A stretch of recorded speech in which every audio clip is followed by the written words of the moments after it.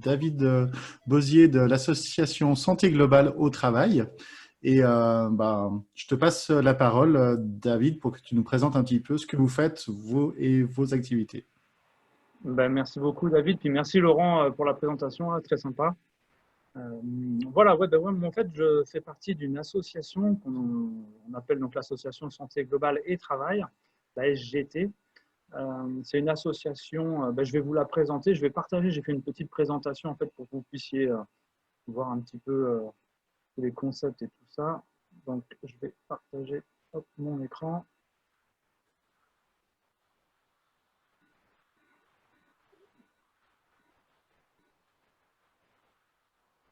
Hop, je crois que c'est bon. Voilà, je ne sais pas si vous avez la. C'est bon, hein, ouais, vous avez la première page au moins. C'est bon. C'est bon, super. Voilà, donc en fait, puis donc, David, sur le sujet sur lequel tu nous interpelles, c'est business et spiritualité. Donc en fait, j'avais envie de vous présenter un petit peu dans un premier temps l'ASGT, qu'est-ce que c'est comme association. Et puis ensuite, au sein de notre association, comment on perçoit ce côté spiritualité qui est en Suisse, je vais le dire tout de suite, hein, c'est quelque chose qui est, je ne vais pas dire que c'est un gros mot, mais pas loin. En tout cas, ça fait peur au début. Donc, je vais vous présenter un petit peu cette vision. Euh, En fait, on s'est regroupé la SGT suite à des événements, des conférences, des séminaires qu'on a organisés.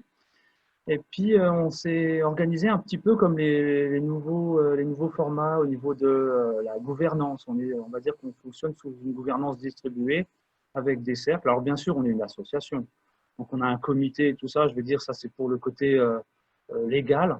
Et après, on a notre fonctionnement. Et puis, donc, on a élaboré notre vision, nos missions. Donc, je vais vous les présenter, en fait. Euh, donc, elles figurent dans nos statuts. Notre vision, c'est ça, c'est avoir justement une vision élargie du travail où les valeurs morales qui participent à la santé physique, mentale et sociale des individus et de la société sont vraiment affirmées. Et puis ensuite, juste en dessous, vous avez nos missions, où je vais dire vraiment la mission principale, c'est de promouvoir la santé globale. Euh, J'ai envie de définir un petit peu cette notion de santé globale. Je vous l'expliquerai après, vraiment dans le concept. On a essayé de faire un petit dessin, c'est plus sympa pour comprendre. Mais c'est vrai qu'on va essayer vraiment d'avoir cette vision qui est vraiment globale. Euh, Ce qu'on organise, en fait, au sein de l'association, on essaie d'organiser pas mal d'activités. En fait, notre association, elle regroupe qui? Elle regroupe vraiment des spécialistes de la santé au travail. Donc, on a des médecins du travail, on a même, je crois, un inspecteur du travail, on a des psychologues du travail, on a un métier en Suisse qui est ce qu'on appelle hygiéniste du travail. Je ne sais pas si dans les autres pays, on en parle aussi. Ouais, c'est pas évident. On a des ergonomes, donc ça, c'est un peu plus connu. Et puis, on a pas mal de coachs aussi qui travaillent avec nous. Et puis là, c'est tout nouveau. Je vous expliquerai pourquoi. On a aussi des managers, des RH, des DRH qui commencent à venir dans notre association. Et ça, c'est vraiment nous, c'est notre objectif. C'est que les gens, les dirigeants, ceux qui s'occupent de manager les entreprises, ils viennent vers nous pour essayer de construire en fait un concept commun autour de la santé au travail. Voilà. Donc en fait, ce que je vous disais, ce qu'on organise, on a organisé il y a 4 ans maintenant des modules, un séminaire avec des modules pour un management sain et performant. Et puis il y avait aussi un module sur comment concilier la bienveillance et performance. Donc ça, c'était déjà il y a 4 ans. Je dis déjà parce qu'en Suisse, c'est peut-être des concepts dont on parle, je veux dire, assez récemment quand même. Ça se développe de plus en plus. Peut-être que dans d'autres pays, on en parle depuis longtemps déjà. Et puis, on met en place donc aussi des conférences. Là, on intervient avec ce qu'on appelle le CIO, c'est au Biopôle à Lausanne, de ce qu'on appelle la médecine intégrative. Et on fait des conférences pour tous les membres en fait, de ce Biopôle. On a fait des conférences sur la charge mentale, sur comment apporter du sens au travail, pour le personnel de santé avec l'idée de ma santé d'abord, où là, on fait intervenir vraiment des spécialistes de chaque domaine. Donc, on avait des psychologues du travail, on avait des spécialistes pour la charge mentale, on avait des spécialistes aussi de tout ce qui est burn-out, des choses comme ça. Voilà, donc ça, c'est un petit peu le côté donc, conférence, séminaire qu'on organise. On a aussi mis en place un groupe d'experts. On est tous là et on s'est dit ben, autant que ça puisse servir. Et on a mis ça en place ben, justement à cause du Covid, à cause de cette crise. On a mis ça en place où en fait on a proposé aux entreprises de nous contacter, d'exposer leurs problèmes, bien sûr en matière de santé, et puis d'apporter des réponses, pourquoi pas des solutions, en matière vraiment d'une problématique autour de la santé. Et puis ce qui est intéressant, enfin, là ce qu'on peut imaginer, en fait, c'est intéressant, c'est que la réponse, en fait, elle va être pluridisciplinaire. Et ça, c'est vraiment un aspect qu'on pense qui est vraiment important. Voilà. Et puis on a fait aussi donc on a un site internet aussi bien sûr, et sur ce site on a fait un petit dossier parce qu'en Suisse ce qui s'est passé, les gens ils étaient un peu perdus. Il y avait beaucoup d'informations, c'est vrai que les médias, on ne savait plus trop qui écouter. Est-ce qu'il fallait écouter les médecins du travail? Est-ce qu'il fallait écouter les hôpitaux, les institutions légales? En Suisse, on a l'OFSP, on a le SECO. Est-ce qu'il fallait écouter eux ou qui il fallait écouter? Donc nous, on a proposé un petit dossier où les gens, en particulier dans les entreprises, eh ben, ils peuvent récupérer des infos vraiment spécifiques à la santé au travail et puis notre point de vue par rapport à comment faire face au Covid. Donc c'était ça, surtout notre groupe d'experts. Il fonctionne toujours, il est toujours disponible, ce groupe d'experts. Et puis dès qu'il y a une situation, une entreprise qui nous contacte, ben, on pose la question au petit groupe et puis on essaye de répondre, d'apporter chacun une petite réponse. On l'a fait une fois, c'était intéressant, on l'a fait sous forme vidéo pour donner la réponse et qu'elle soit diffusée dans toute l'entreprise. On a fait une fois sur les problèmes d'alimentation, tout ce qui était nutrition et tout ça, c'était un problème qui était soulevé plusieurs fois. Donc ça, on a fait une réponse vidéo. On a de la chance dans notre association d'avoir, je vais dire, des pointures. J'espère qu'un jour j'en ferai partie, mais on a des pointures parce que c'est des grands professeurs. On a le professeur Michel Guillemin qui est un hygiéniste du travail formé aux États-Unis et qui écrit beaucoup d'articles, en particulier avec HR Today, qui publie beaucoup. Et puis voilà des exemples d'articles qu'il publie sur le bonheur au travail, risques et opportunités. Il a écrit un petit article, ça on peut trouver, c'est intéressant chez HR Today, c'est un petit livre, il y a une 50aine de pages sur travail et spiritualité, comment les rapprocher. Donc ça c'est intéressant aussi. Et puis on a de la chance aussi parce que c'est vrai qu'on a dans notre association des personnes qui ont écrit des livres. Je pense en particulier à Annie Valen qui a écrit un livre sur le burn-out, qui est vraiment très intéressant et puis qui a eu une diffusion sur toute la Suisse en tout cas. Donc ça c'est vraiment sympa. Et puis, un des futurs projets, et ça c'est un projet sur lequel je travaille beaucoup parce que, en fait, notre association, c'est une association, donc il n'y a pas le côté business, j'ai envie de dire. Et on s'est dit, ça c'est quelque chose qui manque. On est là, on est disponible, c'est du bénévolat. Alors c'est vrai que c'est intéressant pour les gens, mais les experts qui sont dans cette association, il faut quand même qu'ils puissent avoir un petit retour. Donc là, on est en train d'essayer de mettre en place, ça je vous le dis, mais bon, il ne faut pas trop en parler, c'est top secret encore, une plateforme qui va rassembler des experts, donc en santé au travail, mais aussi, ce que je vous disais tout à l'heure, des dirigeants, donc des managers, des responsables RH. Et cette plateforme, elle va permettre de rassembler un petit peu tout ce qui se passe, tout ce qu'on rencontre, je vais dire, des cas concrets de situations au travail où il y a des problèmes sur la santé. Et puis, on va pouvoir les partager. Et puis, par exemple, vous avez un problème dans votre entreprise, vous allez nous contacter. Et puis, nous, on va vous dire, voilà, on a un petit groupe. Peut-être qu'il vous faudrait un psychologue du travail, un médecin du travail. Et puis, ils vont répondre à votre question. Ils vont venir dans votre entreprise. Peut-être que ça va créer du mandat et donc peut-être créer du business. Voilà. Donc ça, je ne peux pas trop en parler plus pour l'instant, mais c'est en train de venir. Voilà. Donc, en fait, pour résumer un petit peu l'association, et puis après, on ira sur le côté spiritualité. Nous, notre objectif, voilà, on a sur la gauche, on a les professionnels de la santé au travail. Et puis de l'autre côté, on a les dirigeants, tout ce qui est manager, les DRH, les RH, même, je veux dire, les chefs d'atelier, je vais dire. Ça va, je les mets avec. Mais ce qu'on voudrait, c'est ensemble réaliser un nouveau concept de la santé au travail. Pas avoir que l'aspect santé au travail, mais aussi avoir les aspects techniques, stratégiques, économiques, toutes ces questions qui se posent dans l'entreprise, en fait, pour essayer de, ensemble, construire un concept, et puis surtout, ensemble, trouver des nouvelles pistes, des nouvelles solutions, des nouveaux outils. On parle beaucoup maintenant dans les entreprises de co-construction, de coopération. Là, on est vraiment dans cette mouvance-là au niveau de notre association. Voilà, ça c'est pour le côté ASGT, l'association.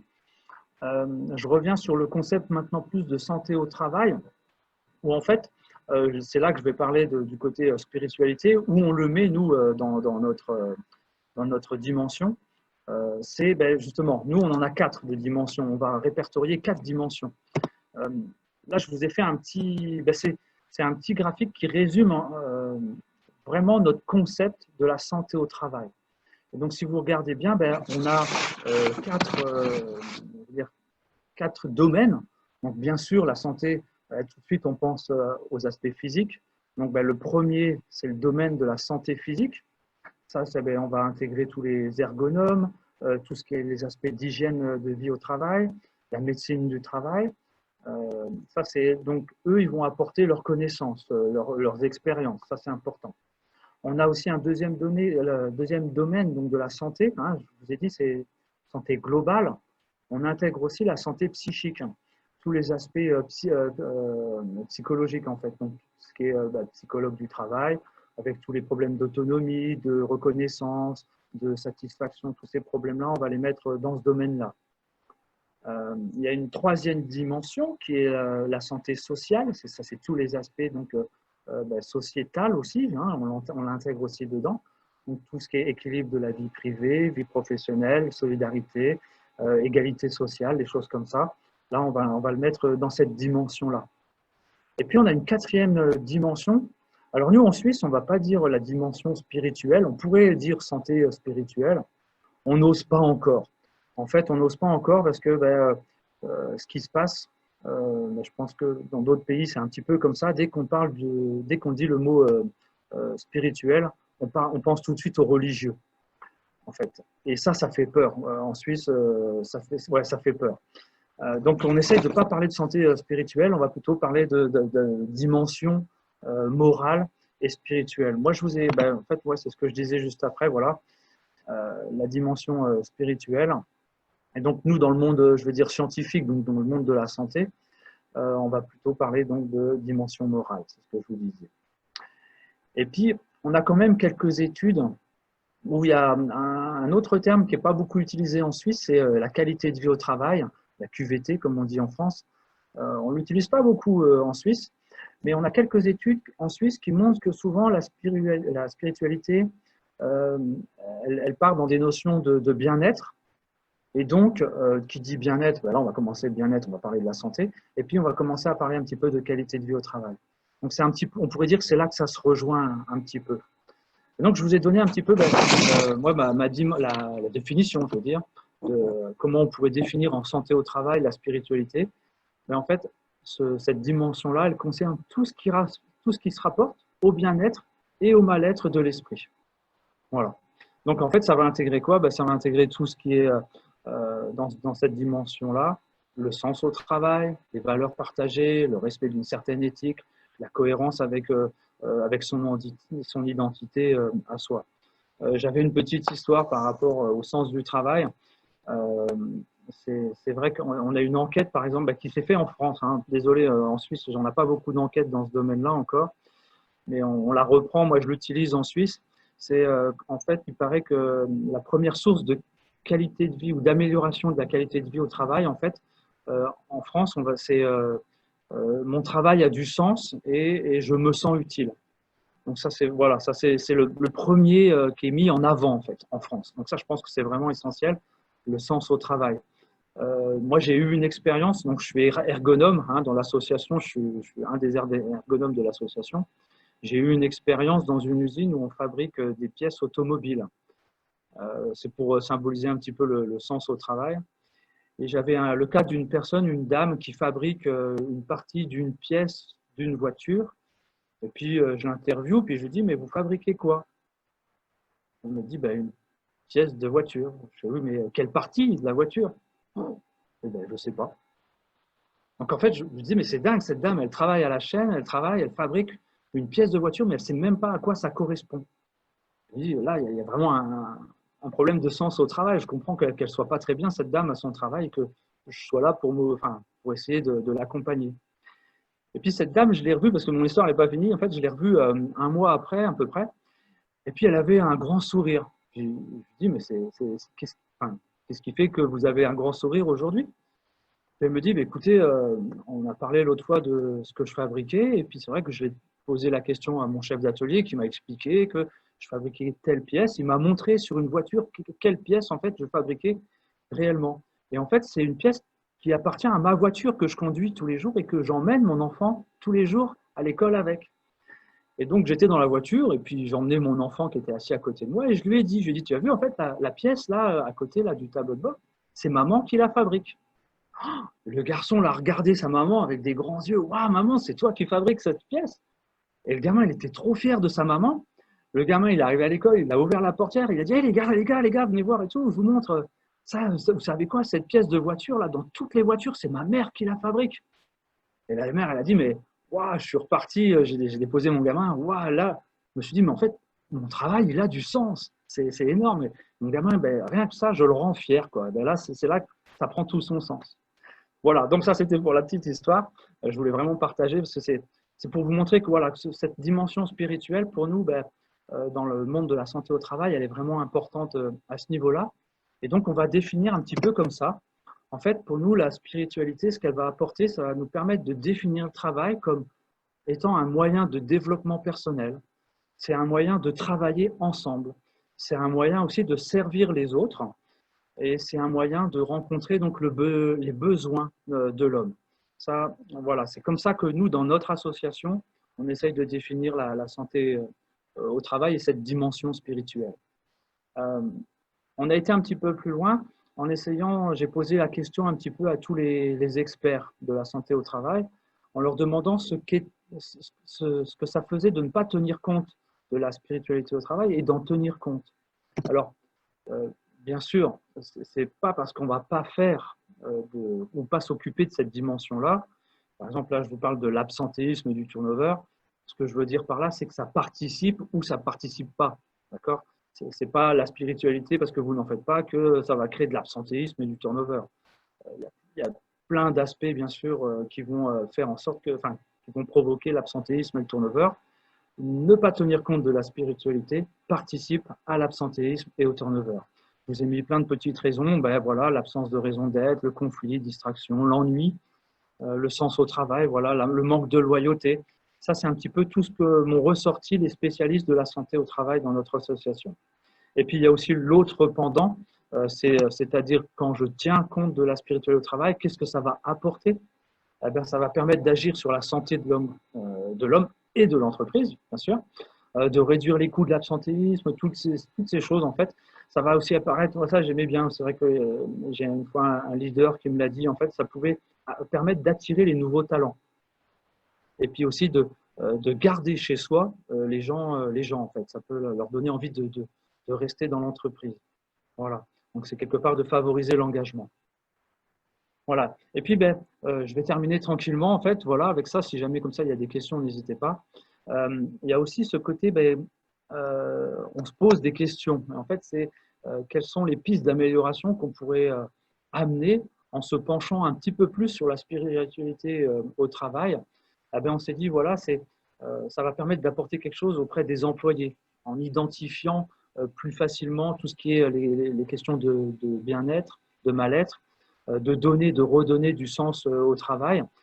Et puis, on s'est dit, mais c'est la même chose pour les dirigeants. Et c'est vrai que notre association, là, en ce moment, on essaye d'en mettre un coup, je vais dire, du côté des dirigeants. Où on en est avec la santé des dirigeants, en fait. On se rend compte qu'il y a beaucoup… Alors, quand je parle de dirigeants, je parle même de l'indépendant, hein, ou même l'artisan. Comment il prend compte, il est dans un petit patelin, il est ébéniste, qui s'occupe de sa santé, qui lui permet de prendre conscience de sa santé au travail. Donc là aussi, nous, on a envie de se poser des questions-là. Et donc, on s'est dit que c'était aussi dans tout ce qui était aspect de la formation. C'est-à-dire intégrer cette dimension de spiritualité auprès de la formation des professionnels de santé au travail. Aujourd'hui, on n'en parle pas beaucoup de cette dimension-là, auprès des managers. Alors moi, je ne suis pas un spécialiste de la formation chez les managers, mais j'en entends beaucoup parler. C'est vrai que la spiritualité, je crois qu'on en parle de plus en plus, en particulier dans les écoles, pour former les futurs managers. Et puis, ce que je vous disais aussi, c'est que nous, on essaie d'intégrer maintenant donc, beaucoup de managers, des RH, des dirigeants, pour avoir leur retour, surtout le retour de ceux qui expérimentent les nouvelles façons d'organiser le travail, dans les nouveaux modèles d'organisation, tout ce qui est sociocratie, holacratie, tout ça. On aimerait bien avoir des retours. On en a déjà. Moi, j'ai le retour d'une entreprise qui a mis en place la sociocratie, des problèmes qui commencent à émerger, ce sont des problèmes, par exemple, d'engagement, où les gens, ce n'est pas qu'ils ne sont pas assez engagés, c'est au contraire, ils sont trop engagés parce que c'est un nouveau mode de travail et tout, et ils y vont à fond, quoi. Et là, attention, peut-être qu'il y a des barrières, vie pro, vie perso, qui commencent comment, ça dérape un petit peu, déconnectivité aussi du travail. Là, voilà, on a repéré ça un petit peu dans ces nouveaux modèles d'organisation. Voilà, puis je terminerai avec cette dernière petite phrase. Parce que je sais que, en fait, justement, Michel Guillemin, il aime bien Madame Veil. Et puis, elle a défini un petit peu, je l'ai retranscrit un petit peu, une de ses formules, une de ses façons de parler de sa vision qui était de la santé au travail, en fait. Et donc, je me suis dit, voilà, la spiritualité au travail, c'est une invitation à définir le travail comme une expérience de la vie personnelle, bon, pour intégrer cette notion de moi, tout en étant en interaction avec les autres, parce que c'est vrai que c'est ce que je vous disais, hein, la dimension spirituelle, elle intègre le fait de travailler avec les autres, et toujours donc dans le but de participer au fonctionnement et au progrès de l'humanité. Voilà pour moi. Je vous ai fait donc un petit topo sur l'ASGT et puis surtout sur comment nous, on interprète cette dimension spirituelle au travail. Très bien. Merci beaucoup, David, pour ce partage et puis pour ta présentation qui était très très claire. Avant de laisser, pendant les quelques minutes qui nous restent, de l'espace aux participants pour échanger avec toi, j'avais juste envie de partager une chose que j'ai vue pas plus tard que hier soir, justement pour essayer de tacler cet aspect qui nous coince de parler de spiritualité au travail, ce terme qui fait peur. Et alors, c'est pas du tout de moi, c'est de quelqu'un que j'apprécie moyennement, mais qui est très présente dans les médias en ce moment, c'est Julia De Funès. Et elle appelle ça la spiritualité laïque, ce qu'on fait au travail. Et je trouve que c'est assez élégant pour tacler le côté religieux et essayer de moins effrayer avec ce mot-là. En tout cas, personnellement, je vais l'essayer dans certaines approches pour voir si ça passe un petit peu mieux au premier abord. Voilà, c'est juste un petit partage d'une chose que j'ai vraiment découverte hier soir. Puis maintenant, si des gens ont des questions, des remarques, je vous laisse ouvrir votre micro. Je vois qu'il y a Léopoldo qui aimerait dire quelque chose. Vas-y, je t'en prie. Oui, merci David. David Bossier, oui, c'est vrai que la spiritualité, c'est quelque chose qu'on n'évoque pas. Il n'y a que 2 pays dans le monde qui ont dans leur programme de formation dans l'école et universitaire ce qui s'appelle les compétences socio-émotionnelles Oui. pour tous et pour sortir au marché du travail et à leur vie professionnelle. Et ils l'intègrent dans leur société. Mais que 2 pays dans le monde, c'est très peu. Et c'est très intéressant le programme. Une chose, comment est-ce que vous faites? Parce que dans plusieurs pays, moralité, il est très lié à un cadre de conduite lié à la religion. Dans des sociétés qu'on regarde aujourd'hui, pluriculturelles, multiculturelles, multinationales, comment est-ce que vous travaillez avec ça? Oui, et une autre chose, c'est que je trouve beaucoup de ces éléments-là pour la partie relationnel, mais il me manque quelque chose pour arrondir, qu'à la limite, c'est dans les relationnels qu'on fait le travail d'organisation. Mais il manque l'arrondir. Ouais. Ils Alors, sont très forts, ils sont très oui, choses. tout à fait. Alors, j'ai pas très bien compris la question par rapport à l'aspect moral. C'est vrai que nous, enfin, euh, c'est vrai qu'on utilise ce terme vraiment moral parce que ben, c'est c'est vraiment pour différencier. C'est parce que je vais donner l'exemple de ce qui nous est arrivé en fait il y a quelques années. On a voulu organiser un grand séminaire. On avait beaucoup de grands sponsors en Suisse et on l'avait intitulé Travail et spiritualité. Et en fait, tout était, pour ainsi dire, prêt. Et on a été obligé d'annuler parce que on a commencé à poser des questions sur, je vais même aller très loin, hein, sur le problème de religion et puis même de côté sectaire, en fait, avec les sectes et tout ça. Et c'est vrai qu'on a voulu faire une autre intervention pour une conférence et on a été obligé d'annuler cette conférence. Même chose parce qu'en fait, il y avait des notions ces notions de secte, en fait. Donc, non, je crois qu'il y a vraiment, en Suisse, il y a quand même une différence entre le côté spirituel et morale, où la morale, en fait, ça rassure les gens, en fait, d'avoir ce côté-là. La morale, c'est quelque chose qui nous accompagne, tu parlais de formation, c'est aussi quelque chose qui est voilà, d'apprendre le côté moral au niveau de l'éducation des plus jeunes, ça c'est important. Ok. Et Intéressant puis, parce que moral, ça veut dire religion, cadre religieux, cadre de conduite assez particulier, mais c'est culturel, tu as raison. oui, oui, je comprends Oui. bien. Et puis par Merci. rapport, il y avait une autre question qui était Les points de, il y a tous les éléments pour travailler avec les relationnels, que c'est la base de travail d'une organisation, mais il n'est pas rendu comme ça. ouais, alors nous, Qu'est-ce qu'il y a? alors est-ce que peut-être je répondrai à ta question avec ce qu'on appelle la dimension sociale, qui est vraiment prise en compte, Ok. où là on va vraiment voir on va même parler d'ergonomie organisationnelle, hein, on va étudier le côté comment elle est organisée la structure pour pouvoir justement répondre à tous ces aspects, on va dire vraiment social, même sociétal, même les aspects durables, écologiques et tout ça. Ce sont des choses qui sont plus dans la dimension, je veux dire, ouais, sociale. Ok, je vois où est-ce Je parle où vraiment est-ce du que regard vous, de la santé globale, santé globale au travail. Hein. pas dans les relationnels personnels, et ma relation avec la société. Je pense qu'elle est intégrée dans cette notion de dimension sociale, en fait. Ok, Il y a moi, enfin, il y a le jeu, il y a le nous, et il y a le jeu avec le nous, et puis comment on construit tout ça. Je pense que là, on l'intègre à ce moment-là, en fait. Ouais.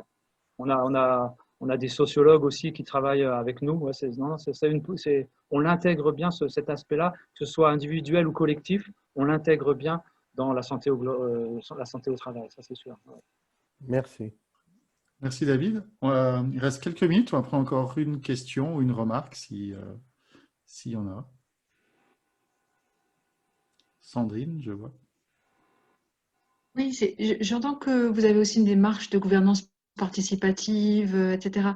Donc, est-ce que c'est par ce biais-là que vous amenez la santé morale ou santé spirituelle, ou Ben, ou ça fait partie, ou voilà, comment vous liez ça? ouais. Ben, en fait, je veux dire, c'est un concours de circonstances qui fait qu'on s'est dirigé dans ce mode d'organisation, de gouvernance. En fait, Michel Guillemin, donc maintenant à la retraite, un professeur, euh, donc je vais dire qu'il est de la vieille école, mais il est vraiment très ouvert à ça, à ce côté donc, spiritualité déjà à la base. Et il avait aussi quelques notions sur ces nouvelles gouvernances. Et puis moi, je suis arrivé maintenant il y a 3-4 ans, et puis je sortais d'un des modèles comme ça. J'avais créé une entreprise à gouvernance distribuée. Et puis je me suis dit, bah, tiens, je viens dans cette association et j'ai envie de partager ça avec eux. Je vais leur proposer qu'on essaye d'organiser notre association sous ce même format-là. Et puis c'est quelque chose qui a enchanté parce qu'on a vu justement ces aspects humains et puis moral, spiritualité, où on s'est dit, mais en fait, c'est complètement intégré dedans, quoi. Et puis ça en fait partie, en fait. Et donc, on s'est dit, c'est intéressant que nous aussi, plutôt que d'en parler, c'est aussi de le pratiquer. Très bien, merci beaucoup. C'est 18h04, donc on est pile dans l'heure qu'on avait fixée. Encore un grand merci à David et à Laurent pour leur temps, leur intervention et puis tout ce qu'ils ont partagé avec nous.